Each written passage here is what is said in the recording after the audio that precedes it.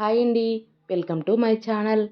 ఇవాల్టి వీడియోలో వినాయక చవితి స్పెషల్‌గా పాల తాలికలు ఎలా చేసుకోవాలనేది చూపిస్తానండి. చాలా సింపుల్ ప్రాసెస్‌లో బెల్లంతో పాలు విరిగిపోకుండా ఎలా చేసుకోవాలనేది క్లియర్‌గా ఎక్స్‌ప్లెయిన్ చేశాననమాట. వీడియోనైతే స్కిప్ చేయకుండా చివరి వరకు చూడండి. అలాగే ఎవరైనా ఫస్ట్ టైం మన ఛానల్ చూస్తున్న వాళ్ళుంటే ఛానల్ని సబ్స్క్రైబ్ చేసుకొని పక్కనే ఉన్న బెల్ సింబల్ని యాక్టివేట్ చేసి పెట్టుకోండి. సో దానివల్ల నేను ఎప్పుడు వీడియోలు అప్లోడ్ చేసినా మీకు నోటిఫికేషన్ రూపంలో వస్తుందన్నమాట. ఇంకా వీడియోని చివరి వరకు చూసి లైక్ చేసి సపోర్ట్ చేయండి. మీరు ఇచ్చే ఒక చిన్న లైక్ వల్ల వీడియోలు ఇంకొద్దిగా ఎక్కువ మందికి రీచ్ అవ్వడానికి హెల్ప్ అవుతుందండి. సో ఇంకా లేట్ చేయకుండా పాల తాలికల్ని ఎలా ప్రిపేర్ చేసుకోవాలో చూపిస్తాను పదండి. ఫస్ట్ పాల తాలికలు చేసుకోవడానికి ఒక బౌల్లోకి 2 టేబుల్ స్పూన్ల కొద్దిగా లావుగా ఉండే సగ్గుబియ్యం తీసుకొని వాటిని 1కి 2 సార్లు కడిగేసి ఒక అరగంట పాటు నానబెట్టుకోవాలి. అరగంట కల్లా సగ్గుబియ్యం అయితే చక్కగా నానిపోతాయి అన్నమాట. ఇప్పుడు నానిపోయిన సగ్గుబియ్యాన్ని ఒక గిన్నెలోకి వేసుకొని అందులోనే ఇంకొక కప్పు నీళ్లు కూడా వేసి సగ్గుబియ్యాన్ని స్టవ్ పైన పెట్టేసి ఒక 5 నిమిషాల పాటు ఉడకనివ్వండి. 5 నిమిషాల కల్లా సగ్గుబియ్యం మొత్తం చక్కగా ఉడికిపోయి ఇలా లావుగా అయిపోయి ఉంటాయన్నమాట. ఇలా లావుగా అయిపోయిన తర్వాత కిందికి దించేసుకొని పక్కన పెట్టేసుకోండి. ఇప్పుడు ఇంకొక గిన్నెలోకి 1.5 కప్పు బెల్లం తీసుకొని అందులోనే ఒక అరకప్పు నీళ్లు వేసి గిన్నెని స్టవ్ పైన పెట్టుకొని బెల్లంనైతే కరగనివ్వండి. పాకేం రావాల్సిన అవసరం లేదండి, జస్ట్ కరిగితే సరిపోతుందన్నమాట.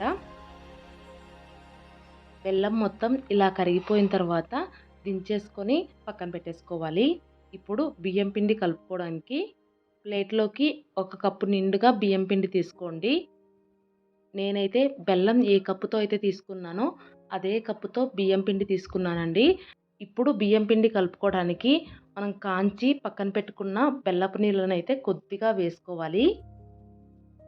అలాగే ముందు సగ్గుబియ్యం ఉడికించుకున్న నీళ్ళను కూడా కొద్దిగా వేసుకొని ఒక చిటికెడంత సాల్ట్ కూడా వేసి నీళ్లు మొత్తం పిండిలో కలిసిపోయేలాగా స్పూన్తో బాగా కలిపేసుకోవాలి. ఇలా బెల్లపు నీళ్ళు వేసుకోవటం వల్ల మనం పాల తాలికలు చేసిన తర్వాత తాలికలు చప్పగా లేకుండా ఉంటాయన్నమాట. అలాగే సగ్గుబియ్యం నీళ్లు వేసుకోవటం వల్ల బియ్యం పిండిలో జిగురు వచ్చి విరిగిపోకుండా ఉంటాయండి. ఇలాగే కొద్ది కొద్దిగా సగ్గుబియ్యం నీళ్లు వేసుకుంటూ పిండిని అయితే ముద్దలాగా కలిపేసుకోవాలి. ఫైనల్గా పిండి అయితే ఇక్కడ వీడియో క్లిప్లో చూపిస్తున్నాను చూడండి, ఇలా కలుపుకోవాలన్నమాట. పిండి మొత్తాన్ని ముద్దలాగా కలుపుకున్న తర్వాత 2 నిమిషాల పాటు పిండిని చేత్తో బాగా మర్దన చేస్తూ కలుపుకోండి. సో పిండి అయితే కొద్దిగా సాఫ్ట్గా అయిపోయి మనం తాలికలు చేసుకునేటప్పుడు విరిగిపోకుండా ఉంటాయన్నమాట. ఇలా పిండిని కలుపుకున్న తర్వాత మూత పెట్టేసి పిండిని ఒక హాఫ్ అన్ అవర్ పాటు నాననివ్వండి. పిండి నానేలోపు స్టవ్ పైన ఒక గిన్నెలో ఒక 1/2 లీటర్ పాలు తీసుకొని పాలనైతే సిమ్లో మరిగించుకోండి. పాలు ఇలా పొంగొచ్చిన తర్వాత స్టవ్ ఆఫ్ చేసేసి పాలనైతే కిందికి దించేసి పెట్టుకోవాలి. హాఫ్ అన్ అవర్ తర్వాత కలిపి పెట్టుకున్న పిండిలో నుంచి చిన్న చిన్న పిండి ముద్దలు తీసుకొని ఇక్కడ వీడియో క్లిప్లో చూపించిన విధంగా చేత్తో తాలికల్లాగా ఒత్తుకోవాలండి. కొద్దిగా పిండిని తీసుకొని రౌండ్ బాల్ లాగా చేసి దాన్ని చేత్తో పాముతూ ఉన్నామంటే ఇలా తాలికలు అయితే వచ్చేస్తాయన్నమాట. మీరు ఇలాగైనా చేసుకోవచ్చు, లేదంటే మన దగ్గర మురుకులు ఒత్తుకునే గొట్టం ఉంటుంది కదా, అందులో 3 హోల్స్ ఉండే బిల్ల పెట్టేసి దాంతో డైరెక్ట్గా తాలికలు అయితే ఒత్తుకోవచ్చు అండి. ఇలా చేత్తో చేసామంటే కొద్దిగా లేట్ అవుతుందన్నమాట. సో మురుకుల గొట్టంతో చేసుకుంటే ఈజీగా అయిపోతుంది. నా దగ్గర అయితే ప్రస్తుతానికి మురుకుల గొట్టం లేక మొత్తం తాలికలన్నీ కూడా ఇలా చేత్తోనే చేసేసానండి. ఇలా తాలికల్ని చేసుకుంటూ అన్నింటినీ ప్లేట్లో వేసి పెట్టుకోవాలి. ఇప్పుడు స్టవ్ పైన ఒక ప్యాన్ పెట్టుకొని అందులో ఒక గ్లాస్ నిండా నీళ్లు వేసి నీళ్ళనైతే బాగా మరగనివ్వండి. నీళ్లు ఇలా బాగా మరుగుతున్న టైంలో మనం చేసి పెట్టుకున్న తాలికల్ని నీళ్ళల్లో వేసుకోవాలి.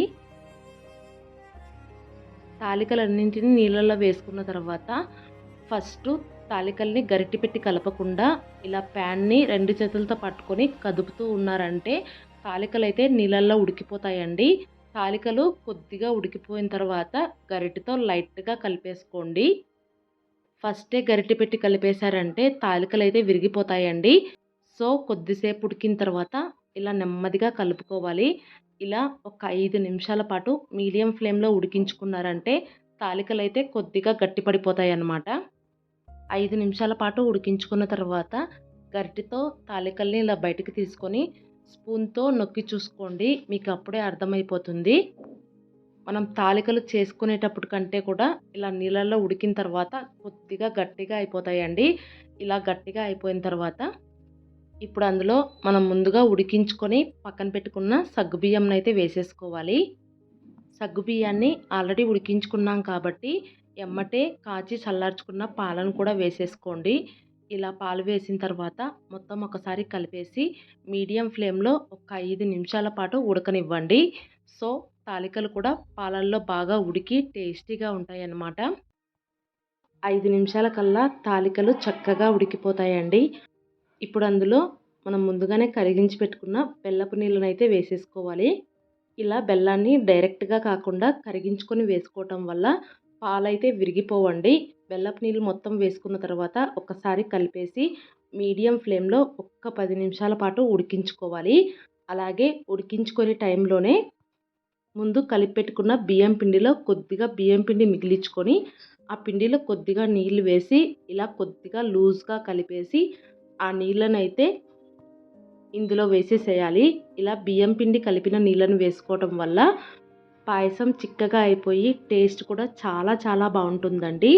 ఇలా ఒక్క 10 నిమిషాల పాటు మీడియం ఫ్లేమ్‌లో ఉడికించుకున్న తర్వాత ఫైనల్‌గా ఫ్లేవర్ కోసం కొద్దిగా యాలకుల పొడి కూడా వేసుకోండి. ఇలా కొద్దిగా చిక్కగా అయిన తర్వాత కిందికి దించేసుకొని చల్లారనిచ్చామంటే పాల తాలికలు చల్లారే కొద్దీ ఇంకొద్దిగా గట్టిపడిపోతుందండి. ఫైనల్‌గా నెయ్యిలో వేయించుకున్న జీడిపప్పు, ద్రాక్ష వేసుకొని కలిపేసుకున్నామంటే పాల తాలికలు రెడీ అయిపోతాయి. చూసారు కదా పాల తాలికలు చేసుకోవటం ఎంత ఈజీనో, టేస్ట్ కూడా చాలా చాలా బాగున్నాయండి. సో, మీరు కూడా ఈ వినాయక చవితి రోజు ఇలా సింపుల్‌గా, ఈజీగా పాల తాలికలు చేసుకోండి. చాలా చాలా బాగుంటాయండి. తప్పకుండా ట్రై చేయండి. ట్రై చేస్తే టేస్ట్ ఎలా వచ్చాయనేది కామెంట్ చేయడం మాత్రం మర్చిపోవద్దు. అలాగే ఈ వీడియో మీకు నచ్చినట్లయితే లైక్ చేయండి, షేర్ చేయండి. కొత్తగా కనుక ఎవరైనా ఛానల్ చూస్తున్న వాళ్ళు ఉంటే సబ్స్క్రైబ్ చేసుకోండి. Thank you.